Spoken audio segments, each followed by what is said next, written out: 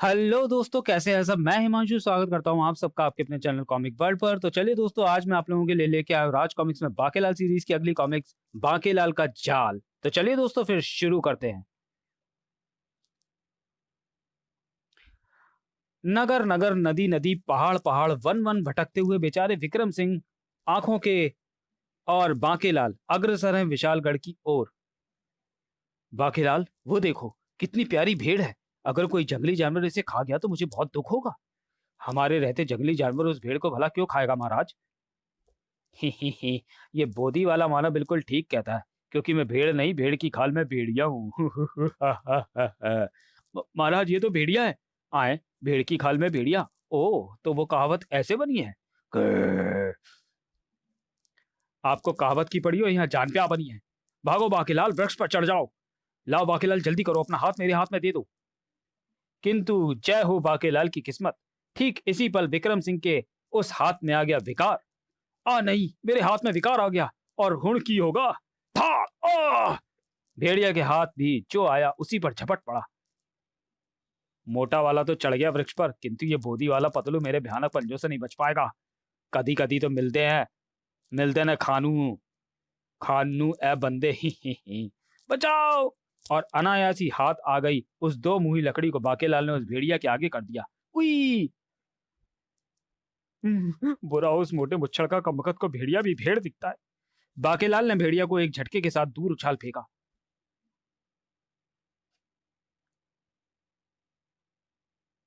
सावधान रहना होगा इस मोटे से, वरना कल को शेर आ जाएगा और ये कहेगा कि बाकेलाल बकरी कितनी प्यारी लग रही है। ये तो लड़ना भी जानता है और मैं इसे टुच्चा मुच्चा शिकार समझकर इस पर वार कर बैठा। आ! और भेड़िया के भागने के बाद दोनों आगे बढ़े। वाह बाकेलाल, तुमने अद्भुत साहस से उस भेड़िया का सामना किया। महाराज, ये तो उस भेड़िया का भाग्य अच्छा था जो वो भाग गया, अन्यथा आज मैं उसे जीवित नहीं छोड़ता। और अगर उसका दाव लग जाता तो इस समय वो भेड़िया मेरे स्वादिष्ट मांस का भोजन कर रहा होता। शीघ्र ही बाकीलाल, इस नदी को पार कर शीघ्र ही हमें सिर छुपाने के स्थान की खोज करनी होगी, क्योंकि संध्या होने वाली है। ओह, मेरे हाथ का विकार भी दूर हो गया। न जाने तू कब दूर होगा मेरी निगाहों के सामने से। सहसा ही बाके की निगाहें नदी की ओर उठ गईं और वो कुछ सोचता हुआ प्रसन्नता से उछल पड़ा। आहा, नदी में मगरमच्छ है।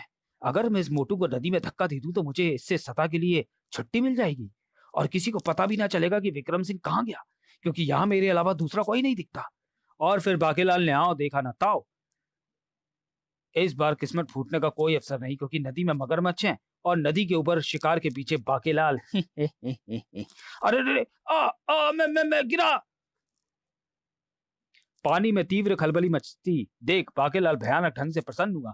और तू तक तूतिया दई जमालो। आज खत्म हो गया मेरा इस धरती पर सबसे बड़ा दुश्मन। फिर अब मैं किसी का हुक्म को गुलाम नहीं। अब मैं यहाँ बैठकर थोड़ा विश्राम करूंगा। और फिर लेटते ही बाकी को नींद ने आधा पूछा। उधर इधर उन भयानक मगरमच्छों को अपनी ओर बढ़ता देख विक्रम सिंह की सिट्टी पिट्टी गुम थी। बाकेलाल, दुष्टनाथ पाजी, दबा दगाबाज, धोखेबाज, आस्तीन के सांप, जहरीले बिच्छू, शैतान, नमक हराम पाजी, मैंने तुझे अपना समझा और तूने मेरी ही पीठ में छुरा घोंप दिया। तभी भ्रूम भ्रूम भ्रूम। अरे ये क्या, इन मगरमच्छों को ये एकाएक क्या हुआ। कौन हो तुम सब और वो सारे मगरमच्छ कहाँ गए। आहा, आज हम शाप मुक्त हो गए। वह दृश्य देखकर विक्रम सिंह की आंखें आश्चर्य के साथ फैलती चली गई। हम जल लोक के नागरिक हैं। आज से 2 वर्ष पूर्व इस नदी में जल क्रीड़ाएं कर रहे थे और उसी समय नदी में ऋषि शांपनाथ भी तपस्यारत थे। अनजाने ही हम उनसे टकरा गए और ऋषि हो गए क्रोधित।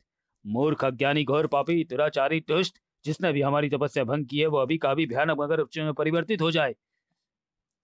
ऋषि के शाप से हम फौरन मगरमच्छों में परिवर्तित हो गए और तब अनुनय विनय करने पर ऋषि शापनाथ की कठोरता जब कुछ कम हुई तो ठीक है, मेरा शाप मिथ्या साबित नहीं हो सकता, किंतु जिस दिन भी अच्छे नक्षत्रों में जन्मा कोई व्यक्ति नदी के जल को स्पर्श करेगा उसी दिन तुम्हें शाप से मुक्ति मिल जाएगी। और आज तुम्हारे जल स्पर्श के पश्चात हमें शाप से मुक्ति मिल गई। ओह, और मैं बाकीलाल को व्यर्थ में ही ढेर सारे अपशब्द कह गया। यह लो, यह अंगूठी अपने पास रखो। जीवन में एक बार तुम्हारी किसी अमूल वस्तु के खो जाने पर यह तुम्हारी मदद करेगी। अगले ही पल विक्रम सिंह ने स्वयं को नदी के किनारे खड़ा पाया। ओह, वो रहा मेरा प्यारा बाकीलाल। छोड़ना नहीं, छोड़ना नहीं। बोटी बोटी अलग कर दो मोटे मुच्छड़ की। स्वप्न में जाने क्या क्या बड़बड़ा रहा था बाकी। विक्रम सिंह ने बाकीलाल को झंझोड़ कर उठाया तो बाकीलाल, होश में आओ। बाकीलाल, ये मैं हूं विक्रम सिंह। भूत, ये जिंदा बचकर कैसे आ गया? और जब विक्रम सिंह ने उसे हकीकत बताकर उसके गाल पर जड़ी एक पप्पी, मेरे प्यारे बाकेलाल, तुझे कैसे पता लगा कि मेरे नदी में गिरने से जल लोक के नागरिक शाप मुक्त हो जाएंगे? देवयोग से महाराज, आपको तो पता ही है कि शिव जी भगवान की तुम पर बहुत कृपा है। अगले दिन पुनः आरंभ हुआ उनका ये सफर। रुका उस झील के किनारे पहुंचकर। बाकेलाल, स्नान के पश्चात ही हम अपना आगे का सफर आरंभ करेंगे। यही ठीक रहेगा, इसे इसे झील में डुबो दूंगा। और दोनों स्नान के लिए झील के शीतल जल में कूद पड़े।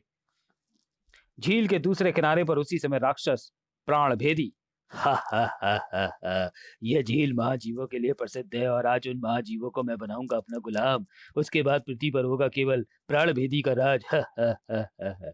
अब मैं पढ़ता हूँ मंत्र जिसके कि महाजीव जी झील से बाहर निकलकर मेरे गुलाम बन जाएंगे, और चूंकि यह मंत्र केवल एक बार ही असरकारक है, इसलिए मुझे बेहद सावधानी से पढ़ना होगा इसे। आलू कचालू बेटा कहाँ गए थे? बंदर की झोपड़ी में सो रहे थे। बंदर ने लात मारी रो रहे थे। बंदर ने जामुन दिए हंस रहे थे। ही। इधर अचानक ही झील का पानी खौलने लगा। आह! बाकेलाल, झील का पानी एकाएक खौलने कैसे लगा? मेरे क्रोध की गर्मी से पानी इतना गर्म तो नहीं हो सकता। जरूर कुछ गड़बड़ है महाराज। और तभी भय से बाकेलाल की चीख निकल गई। महाराज वो देखिए! देखना क्या है बाकेलाल, भागो, मेरा मतलब जान बचानी है तो किनारे की ओर तैरो। ग्र, ग्र। इसी कमबख्त मोटी को पड़ी थी स्नान की। अब नहीं बचने के बेटे बाके, कतई नहीं बचने के। बाकेलाल जल्दी करो, ये भयानक जीव तेजी के साथ हमारे निकट आ रहे हैं। उफ! और ये जल भी खौलने लगा है। इधर राक्षस प्राणवेदी तेजी के साथ मंत्रोच्चारण कर रहा था। राक्षस जी नमस्ते, मानव खाओ खस्ते, पानी पियो ठंडा, सिर पे मारो डंडा, और तेज उठा मंत्रोच्चारण। लकड़ी की काटी काटी पे घोड़ा, घोड़े की तुम पर मारा हथौड़ा तोड़ा। इसी पल द्रुत वेग के साथ भाग कर आते विक्रम सिंह और बाकेलाल राक्षस से टकरा गए। परिणाम स्वरूप खुंदक कर दिया मंत्र में व्यवधान पैदा कर दिया शस्त्र केतु।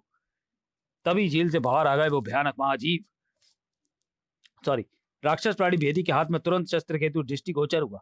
तभी झील से बाहर आ गए वो भयानक महाजीव। घर हमें कच्चा आलू समझा था जो बालने के लिए पानी को खौला दिया। घर इन्हें जीवित नहीं छोड़ना है। तुम्हारा भाग्य अच्छा है जो तुम मेरे हाथों मरने से बच गए चूहो, लेकिन अब कभी मेरे सामने ना पड़ जाना, क्योंकि अगली बार मैं तुम्हें जीवित नहीं छोड़ूंगा। बाकीलाल भागो! जब से विशालगढ़ से निकले हैं भागी तो रहे महाराज।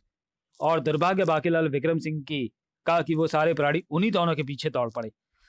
मेरा शिकार बोधी वाला मेरा वो मूंछ वाला बाकीलाल और तेज दौड़ो, क्योंकि अब तो वृक्ष पर चढ़कर भी प्राण नहीं बच सकते। महाराज आप मेरी फिक्र मत करें और अपनी चिंता करें।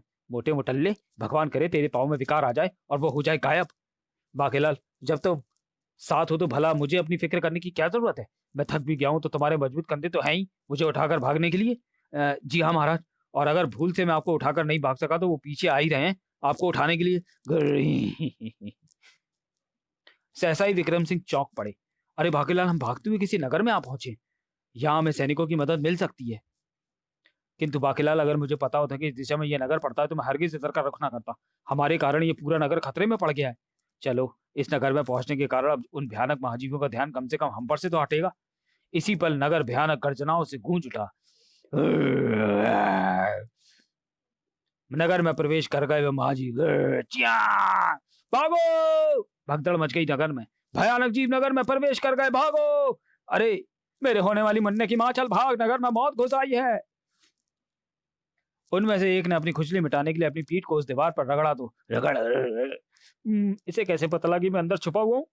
इधर अचानक ही नगर सेनापति तूफान सिंह की निगाहें भाग कर अपनी ओर आते विक्रम सिंह और बाकीलाल पर पड़ी। अरे ये दोनों कौन है जो इस प्रकार भागे चले आ रहे हैं? ओह सैनिक! सेनापति तूफान सिंह ने कड़क के पूछा। ठहरो, तुम्हें इस प्रकार भागने का कारण बताना होगा। तुमने अवश्य कोई अपराध किया लगता है। किंतु सैनिक जी, हम अकेले कहां भाग रहे हैं? इधर देखिए, उधर देखिए, सारा नगर भागा चला आ रहा है। अच्छा हुआ सेनापति जी कि आप सैनिकों के साथ यहां मिल गए। तभी वातावरण पुनः भयानक आवाजों से गूंज उठा। ये सर कैसे हैं? ओ ये क्या? बाकीलाल, इन महाजीवों को तुरंत मार भगाना होगा, अन्यथा ये पूरे नगर को तबाह कर डालेंगे। ये महाजीव तो तेजी के साथ आगे बढ़ रहे हैं। चीख पड़ा बाके, सैनिकों आगे बढ़ो, इन पर आक्रमण करके इन्हें मार गिराओ। नहीं, कोई सैनिक बाकीलाल का आदेश नहीं मानेगा। सेनापति मैं हूं, ये नहीं। और तब आगे बढ़ो, इन महाजीवों पर तीरों और भालों का आक्रमण करो। मेरी तलवार में जंग न लगा होगा तो मैं इन महाजीवों के सिर एक झटके के साथ कलम कर डालता। मुझे घोड़े को ऐड लगाने के लिए तैयार रहना चाहिए, पता नहीं कब यहाँ से भागना पड़े। इधर सैनिकों ने आगे बढ़ते हुए उन महाजीवों पर तीरों और भालों की वर्षा कर दी। सर सन गरड़ गरड़। सेनापति सेनापति जी, मेरी राय में आपको फौरन और सेना यहाँ बुलवा लेनी चाहिए। जी हाँ सेनापति जी, मुझे महल का पता और घोड़ा दो, मैं अभी और सेना लेकर आता हूँ। नहीं सेनापति, मैं हूं कि तुम दोनों? वही होगा जो मैं चाहूंगा, सेना मैं लेकर आता हूँ। भागो, मेरे सैनिक इन महाजीवों को मुकाबला नहीं कर पाते दिखते। शुक्र है जान बची, ये सेनापति तो आज मुझे भी मरवा के छोड़ता। अरे ठहरो बाकीलाल, जब तक सेना नहीं आ जाती हमें इन महाजीवों को रोकने का कोई ना कोई उपाय करना होगा। इनसे जान बचाने के लिए मुझे एक उपाय सूझ रहा है महाराज। इधर उन महाजीवों ने सैनिकों पर आक्रमण कर दिया था। कच बचाओ! महाजीव नगर में तबाही मचा रहे थे। कच ई! इधर बाकीलाल की ओर बढ़ा वह महाजीव। गए। अरे बाप रे, ये तो बहुत निकट आ गया। बाकीलाल जल्दी करो। अगले ही पल बाकीलाल ने वो सुलगती लकड़ी उस सूखी घास से लदी गाड़ी पर उछाल दी। फिर जल्दी कीजिए महाराज, इसे उस महाजीव की ओर ढकलने में मेरी मदद कीजिए। ओह गर, ये माना मुझे अग्नि से भयभीत करना चाहते हैं। गर, अग्नि जितनी चाहिए मुझसे ले लो। हे। बचो बाकीलाल, ये तो अग्नि फेंकता है, इस पर अग्नि क्या असर करेगी? इसी अग्नि से मैं ये हमें भून कर खा जाएगा। राजा मुद्रिका देव ने अपना रथ आगे बढ़ाया। सॉरी। और तभी सेनापति और सेना के साथ वहां आ पहुंचा राजा मुद्रिका देव।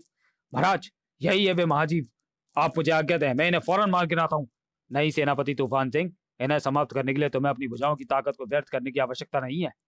राजा मुद्रिका देव ने अपना रथ आगे बढ़ाया, क्योंकि मेरे पास भयानक से भयानक वन्य प्राणियों को भी गुलाम बना लेने वाली अंगूठी। ओह, इस नगर का राजा अकेले ही उन महाजीवों की ओर बढ़ रहा है। बाकीलाल, दुष्ट महाजीवों, तुमने अभी राजा मुद्रिका देव की ताकत नहीं देखी। इस राज्य के अनाथ होने का समय जो आ गया है। अनायास ही दूसरी ओर से भी बढ़ आया वह महाजीव राजा मुद्रिका देव और झपट पड़ा। यह देख विक्रम सिंह ने फुर्ती के साथ वो जलती हुई लकड़ी उस महाप्राणी की आंख का निशान लेकर फेंक मारी। तो चलिए दोस्तों, वीडियो को यहीं समाप्त करते हैं और मिलते हैं बाकीलाल का जाल के दूसरे और अंतिम भाग में अगले वीडियो में। तब तक के लिए धन्यवाद।